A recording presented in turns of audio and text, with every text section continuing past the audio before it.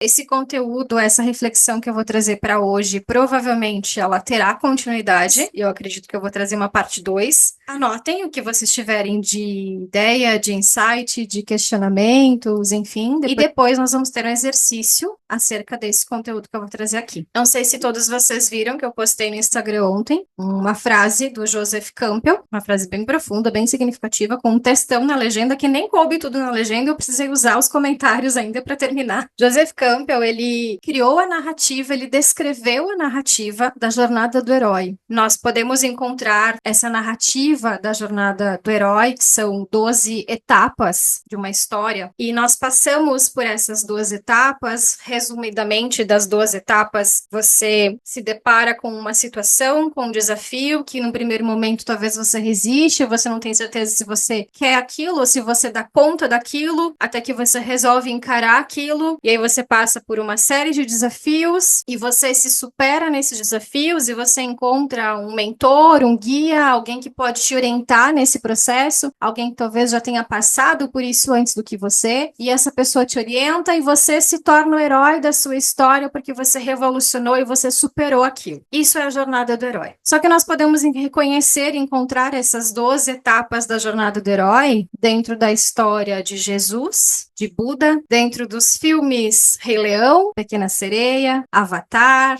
Star Wars, Toy Story, Rock Balboa, propagandas. Não importa o tempo, não importa a geração, não importa se é uma produção cinematográfica, se é uma vida real, a história do herói, ela está presente. Comecem a observar, pesquisem, anotem para vocês pesquisarem depois o que é a história do herói, quais são as etapas, e comecem a perceber se aquele seriado que vocês gostam de assistir não traz a história do herói. E existe um motivo para trazer a história do herói. É a história do herói que prende. As pessoas se prendem pela história de superação da outra pessoa. É isso que prende. Por isso que as pessoas contam histórias. Por isso que Jesus contava em forma de parábolas, ensinava em forma de parábolas, porque são as histórias de superação que prendem. E é por isso que a jornada do herói está em tudo, principalmente quando nós falamos de mídia. Mídia, TV, jornal, internet, todas as mídias. O problema é que nós usamos essas narrativas dos outros, nós usamos a jornada do herói dos outros para contar a nossa própria história. Então a gente passa tanto tempo, às vezes, seguindo as pegadas desses outros heróis, que nós esquecemos de olhar para o nosso próprio caminho. Onde fica a nossa própria história? Porque nós somos os heróis da nossa história. Só que a gente esquece disso. E é normal a gente esquecer disso. É natural do ser humano esquecer que nós somos os protagonistas da nossa história, o herói da nossa história, porque afinal de contas também nós somos condicionados assim. A própria mídia coloca isso o tempo todo para nós. A gente já falou em outros momentos sobre isso. Quando isso acontece, olha que interessante. Quando isso acontece, isso entra no inconsciente coletivo, porque vem como uma enxurrada. Vem na televisão, vem em filmes, vem em novelas, vem em seriados, vem em tudo. A história do herói. E aí nós compramos essa história, eu vou explicar mais depois. Isso entra no inconsciente coletivo e nós passamos a viver arquétipos que não são verdadeiramente nossos. Isso é um perigo. E nós vamos escondendo, nós vamos soterrando o nosso consciente individual e passamos a viver o consciente coletivo. Isso acontece com medo. Sempre que existe algo mundial, por mais que aconteça do outro lado do mundo, aqui a gente sente medo. Isso é consciente coletivo. Nós acessamos o medo do inconsciente coletivo e passamos a sentir e vivenciar ele como se fosse nosso. É diferente de empatia. Acessar o inconsciente coletivo e sentir isso é diferente, completamente diferente de empatia. Qual é o problema de eu soterrar o meu inconsciente, meu consciente individual e viver esse consciente coletivo, viver esse arquétipo do consciente coletivo que nem é meu? A jornada do herói, ela traz como arquétipo o guerreiro. Qual é o problema do guerreiro? Se eu estou muito na energia do guerreiro, tudo é difícil para o guerreiro. Precisa ser difícil, precisa ter um desafio. Senão eu não me torno herói. Como eu vou me tornar herói se eu não superar algo? Entende? Entende? Então nós passamos a vida nos baseando nas histórias dos outros, nas narrativas dos outros, porque é isso que é trazido para nós, acessando esse arquétipo do guerreiro e tendo que criar desafio, porque se fulano passou por uma superação, eu preciso ter uma superação na minha vida também. Preciso ter uma história de superação para contar. E aí eu fico nesse arquétipo do guerreiro, encontrando coisas difíceis, e existem várias teorias que trazem que o ser humano ele precisa ter problemas. E não é precisa para sobreviver, é precisa porque o inconsciente acredita que precisa. Existem algumas teorias que trazem que nós carregamos 5 caixinhas de problema. No momento que eu resolvo uma, eu já tô procurando a próxima. Observem se na vida de vocês não é assim. E a gente fica sempre encontrando um problema para resolver, porque a gente se acostumou, está habituado a que seja assim. Isso é a jornada do herói. Isso é o arquétipo do guerreiro de uma forma extrema no lado sombra. Hollywood sabe muito bem disso, sabe muito bem como usar a jornada do herói, sabe muito bem como trazer essa conexão com as pessoas através dessas histórias que usam a jornada do herói. Pesquisem, como eu falei para vocês, e observem os seriados, novela, comercial, ou enfim, aquilo Netflix que vocês assistem, que vocês gostam de assistir, se não traz a jornada do herói. Sempre gira em torno de uma história que envolve a jornada do herói. Qual que é o problema disso? Inevitavelmente, a gente entra numa comparação. A gente vai perceber que nós não somos iguais àquelas pessoas, que nós não temos aquilo que aquelas pessoas têm, se for um produto, por exemplo, que nós não vivemos aquilo que aquela pessoa vive, e isso gera vários sentimentos de baixa vibração. Não pertencimento, se sentir menos, sentimentos de escassez. Quantas modas, principalmente femininas, são lançadas porque uma modelo usou um esmalte? Quantos esmaltes entraram em cena se evidenciando, vendendo horrores porque a atriz famosa da novela usou? Pulseiras, sei lá, tipo de brinco, cor de cabelo, penteado. Quantas modas se criam simplesmente porque alguém está usando? E ninguém nem precisou falar nada, ninguém te disse, usa isso porque isso é moda. A gente vê 1, 2, 10, 20 vezes, todo mundo vê. Isso entra no consciente coletivo, a gente começa a se comparar e começa a querer ser igual. Inconscientemente, isso está no consciente coletivo. E nós estamos vivendo uma história, uma jornada do herói, uma história que não é nossa, uma narrativa que não é nossa. Então nós vamos usando essas narrativas dos outros para moldar a nossa história. Essa jornada do herói que o Joseph Campbell traz, dessas 12 etapas da jornada do herói, ela é universal. Ela se encaixa de uma forma universal realmente. Todo mundo enfrenta os desafios, todo mundo passa pelo momento de crise, vou, não vou, é para mim, não é, o que eu faço. Todo mundo encontra alguns mentores na vida, todo mundo encontra vilões, todo mundo encontra tudo que tem na jornada do herói. Todo mundo vive a jornada do herói. O que diferencia, o que faz a diferença é como a gente escolhe viver a nossa própria jornada do herói. Porque diferente da propaganda de margarina, a nossa história de vida não é um conto de fadas. Então, a nossa realidade não é esse conto de fadas perfeito que é mostrado nas redes sociais, nas propagandas, nos filmes, nos seriados. A nossa vida, ela tem rachaduras, tem dores, tem incertezas, tem tristezas, tem medos. A gente acessa tudo isso. Só que a nossa vida também tem beleza, também tem aprendizado, também tem momentos de comercial margarina. E tem uma força que cada um conhece, ou deveria conhecer. Tem uma força única em cada um de nós. E sabe qual é a grande armadilha? Esperar o momento certo para viver a nossa jornada do herói, a nossa história, a nossa jornada do herói. O momento certo para começar a academia, o momento certo para começar a ler um livro, um momento certo para estudar um assunto X, para fazer terapia, para casar, para se aventurar, para viajar, para ser feliz, para provar algo de diferente, para aprender algo de diferente, algo novo todos os dias. Quantas vezes a gente já disse ou ouviu alguém dizer, quando eu conseguir isso, nossa, daí sim eu vou estar realizada. Quando eu fizer tal coisa, nossa, daí sim eu vou ser a pessoa mais feliz do mundo. Ou quando acontecer X coisa, eu vou ficar muito feliz. E por que não agora? Porque eu preciso esperar o momento certo. O famoso não era para ser, na maioria, imagine uma palavra bem grande escrita em letra maiúscula, maioria das vezes não passa de uma desculpa que a gente usa para justificar por que a gente não agiu. É muito mais fácil dizer, não era para ser. Não deu certo porque não era para ser. Às vezes realmente não era para ser, mas a maioria das vezes é uma desculpa que a gente está se dando para justificar por que eu não fiz acontecer. Vou abrir o post aqui para ler para vocês. A frase do Joseph Campbell diz assim: na caverna que você tem medo de entrar está o tesouro que você procura. Essa frase de Joseph Campbell carrega um dos maiores segredos do autoconhecimento. Aquele que ninguém gosta muito de ouvir. O que mais te assusta, evita ou resiste é exatamente o que mais precisa ser encarado. Mas vamos descomplicar isso com uma metáfora. Imagine que você está diante de uma caverna escura. O que você sente? Medo. Medo do que pode estar lá dentro. Medo do desconhecido, do que você vai encontrar ou até mesmo medo do que você vai descobrir sobre si mesma. O problema é que quanto mais você evita entrar, mais essa caverna cresce na sua mente. Ela vira um monstro invisível, intangível, assustador. Agora, imagine que você respira fundo e dá um passo à frente. O que acontece? Aos poucos, seus olhos começam a se ajustar à escuridão. O que parecia assustador começa a perder força. Você percebe que, na verdade, o que existia ali era um reflexo das suas próprias sombras, aquelas crenças, dores e inseguranças que você evitou por tanto tempo. O tesouro está exatamente aí, porque dentro dessa caverna está a chave para sua transformação. É ali que você se liberta das histórias que te contaram, ou que você contou para si mesma. Histórias que diziam que você não era capaz, não era suficiente, não merecia.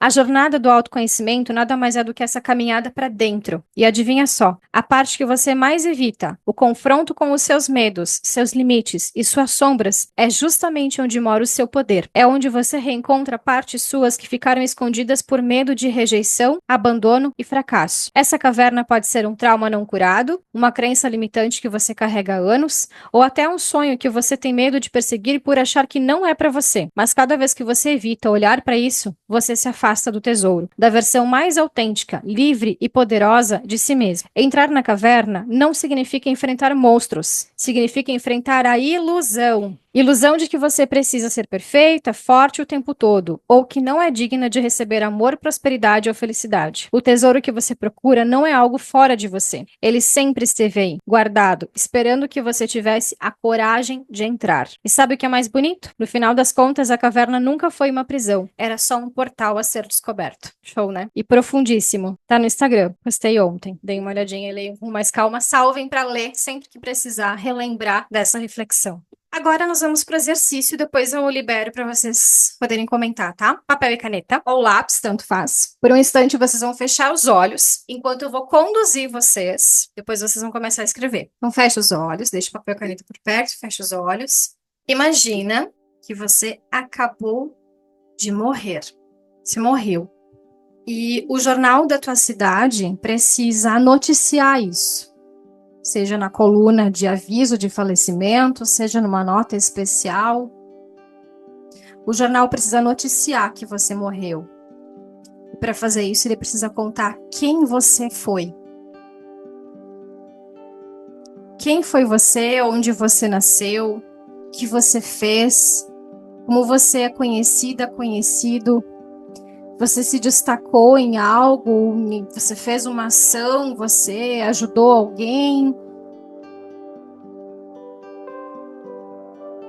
Ah, eu fui costureira, eu fui médica, eu fui terapeuta. Não.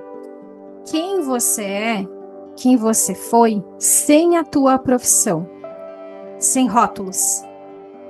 Por trás da tua profissão, por trás do teu crachá, por trás do nome no Instagram, por trás de como você se apresenta profissionalmente, quem foi você? Qual foi a mensagem, qual foi o legado que você deixou agora? Qual é a tua história?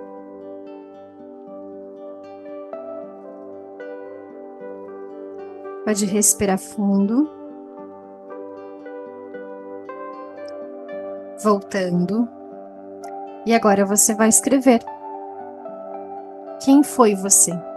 O que o jornal da cidade vai noticiar? Vamos lá, vou dar um tempinho para vocês. Pause o vídeo e escreva.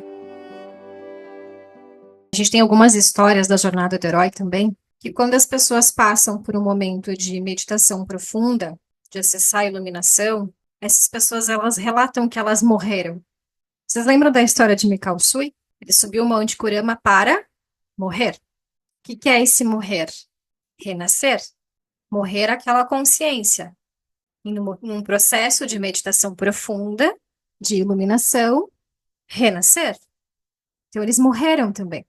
Então, na jornada do herói, antes de passar pelo estágio da recompensa, onde de fato o herói se torna herói, ele precisa passar por essa experiência de morte, que seria o renascimento. Lembrando que o que morre é a consciência, é o velho que morre para o novo nascer. Tem até um ditado que fala isso, né? O velho morre para o novo nascer. Então, morre a velha consciência para dar espaço para a nova consciência chegar. Só que isso acontece todos os dias, o tempo todo. Só que até isso passa despercebido por nós. Nós morremos todos os dias que nós não vivemos. E olha que grande sacada. Para mim, pelo menos, isso foi uma grande sacada. Existe uma coisa muito pior do que a morte. Vocês conseguem fazer ideia do que é muito pior do que a morte? Muito pior do que a morte é a morte em vida. É passar pela vida sem saber quem sou eu, do que eu realmente gosto, o que eu quero, o que eu desejo. Viver no piloto automático. Viver no piloto automático é passar pela vida, não é viver. Isso não é agora, isso não é com esse exercício, isso não é amanhã, isso não é assim no estalar de dedos. Isso é um exercício diário. E esse é o meu convite para 2025, para que a gente deixe de passar pela vida e de fato viva. Porque, de novo, nós morremos todos os dias que nós não vivemos. É um dia menos de vida. O dia passou. Eu aproveitei? É um dia menos. Algumas teorias até trazem, né? Que na verdade é o aniversário, a gente está comemorando mais um ano de vida. Ou talvez menos um ano de vida. E o que eu fiz nesse ano que passou? De um aniversário ao outro? Eu vivi? Ou eu estive no piloto automático e eu nem vi a vida passar? Se vocês tiverem oportunidade de estar no leito de hospital próximo a alguém que está prestes a desencarnar, o arrependimento é unânime. Eu queria ter vivido mais, aproveitado mais, dito eu te amo para fulano ciclano, aproveitado mais a família, os amigos, a vida. Então esse é o meu convite para 2025. Viver todos os dias. Encontre algo que te dê prazer todos os dias para que você viva. O que mantém o ser humano vivo? O prazer. Libido. E quando a gente fala de libido, não é sexual, só sexual. Libido é aquela ânsia por viver. Isso é libido. E o ser humano, ele é movido a libido. Então, encontre algo que todos os dias desperta essa tua ânsia por viver. Seja aprender algo novo, seja fazer uma atividade diferente, seja cozinhar um prato diferente, seja uma vez por semana tomar café com uma amiga, uma vez por semana ir no parque com a família, não sei. Encontre coisas para a tua rotina que te deem prazer. Para que aos pouquinhos você comece a acessar o teu consciente individual e saia do consciente coletivo. Quando a gente fala sobre desligar a televisão, a gente já está falando para sair um pouco desse consciente coletivo. Só que não é só notícias, isso também traz em todos os programas, inclusive séries. Aqueles mais inofensivos trazem a história do herói, trazem um tipo de manipulação, trazem algo do consciente coletivo que é implantado em nós, é inevitável. Mas qual é a minha rotina? É fazer isso todos os dias? É deixar que o consciente coletivo me domine todos os dias? Ou é viver o meu consciente individual? É descobrir quem sou eu, para eu saber facilmente escrever essa história que vocês acabaram de escrever. O que o jornal da minha cidade vai noticiar quando eu morrer? Quem fui eu? Sem contar minha profissão. Qual foi o meu legado? Qual foi a mensagem que eu deixei? É isso que nós precisamos ter muito claro na nossa mente. E a gente só tem isso claro vivendo todos os dias. Eu escutei hoje uma história que a pessoa falava: o ser humano, enfim, é o único animal que tem não só perspectiva, mas que tem esperança do futuro. O animalzinho, ele não sabe que ele vai morrer, ele não sabe nem que o que é morte, ele não sabe o que vai acontecer amanhã, ele não sabe, ele simplesmente vive um dia de cada vez. Ele vive como se fosse o último dia da vida dele. E o ser humano fica sempre esperando pela manhã. Amanhã eu faço, depois eu começo, quando eu estiver pronto eu começo, amanhã a gente marca, um dia a gente marca, e esse um dia pode não chegar. A gente não sabe o dia de amanhã. A gente mal sabe as próximas horas. E olhe lá, talvez nem isso. Vamos viver o agora. Viver, não passar pelo agora. Não passar pela vida. Viver com intensidade a vida, como se fosse o último dia da nossa vida. Todos os dias, não só de vez em quando. Todos os dias. Mesmo que seja dentro da nossa rotina de trabalho, da nossa rotina de casa, do que for. Por isso que eu falei, encontre coisas que te despertem o prazer pela vida e traga, encaixe essas pequenas coisas um pouquinho por dia, um pouquinho por semana dentro da rotina. Faça o prazer ser rotina e não o contrário. A gente deixa tanto o prazer para depois que a gente entra numa rotina louca, absurda e esquece do prazer, dos prazeres da vida. E é aí que está a graça da vida, os prazeres da vida. Então, 2025, eu desejo que nós consigamos trazer mais prazeres da nossa vida para a nossa rotina, para o nosso dia a dia.